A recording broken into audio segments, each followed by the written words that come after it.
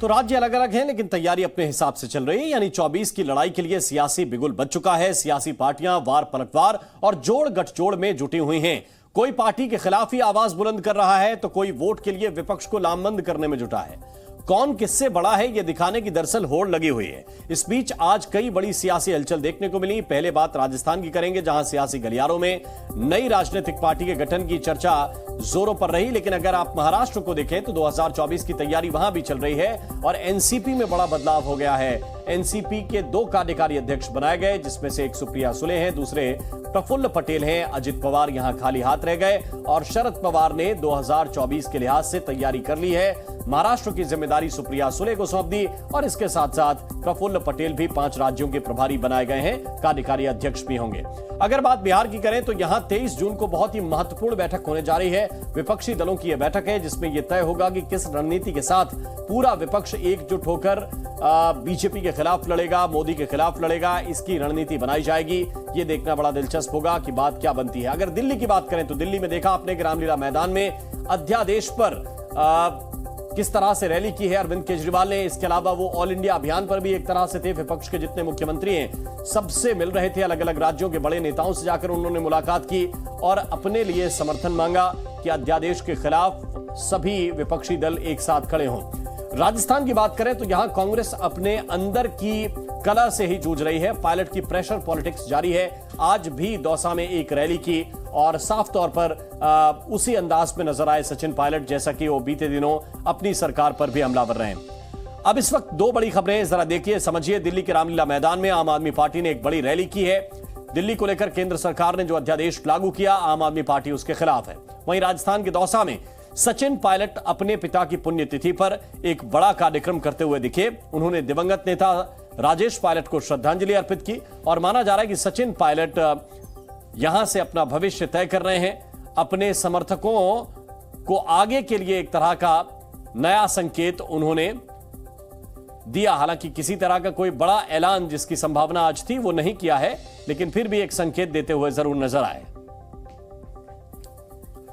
तो कांग्रेस नेता सचिन पायलट ने इशारों ही इशारों में तंज कसा और कहा कि मेरी लड़ाई तो भ्रष्टाचार के खिलाफ है। किसी भी हाल में मैं समझौता नहीं करूंगा, जनता के लिए संघर्ष करता रहूंगा।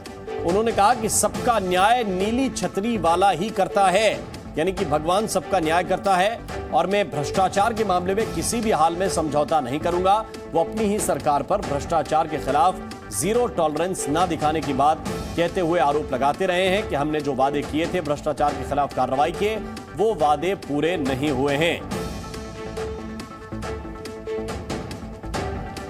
और ज्यादा जानकारी के साथ इस वक्त आशीष हमारे साथ जुड़े हुए हैं। आशीष, जिस तरह से हम देख रहे हैं कि 24 को लेकर तैयारी चल रही है, लेकिन राजस्थान की बात करें तो इधर 23 को लेकर भी बड़ी तैयारी दिखती है। इन सब के बीच सचिन पायलट की आज की रैली और आज का जो कार्यक्रम था वो क्या संदेश देता है?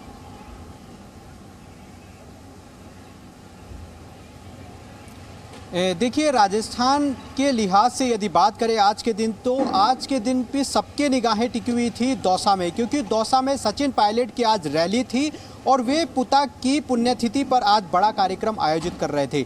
लेकिन जिस तरीके से आज बड़ी घोषणा की, वहाँ पर ऐलान कि यहाँ पर कयास लगाए जा रहे थे और राजनीतिक जो गलियारे हैं वहाँ पर इसी बात की चर्चा थी, क्या आज सचिन पायलट दूसरी पार्टी का ऐलान करेंगे?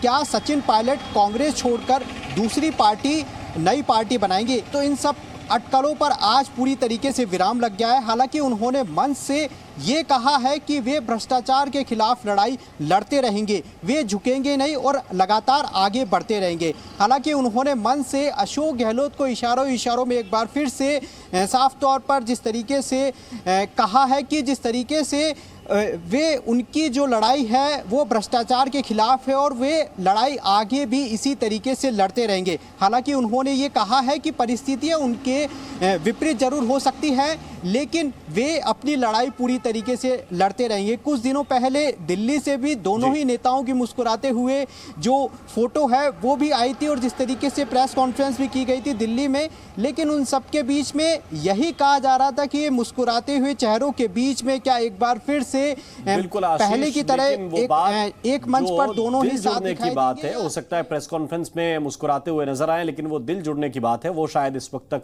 हुआ नहीं। बहुत बहुत शुक्रिया आपका इस पूरे अपडेट के लिए। Zee News.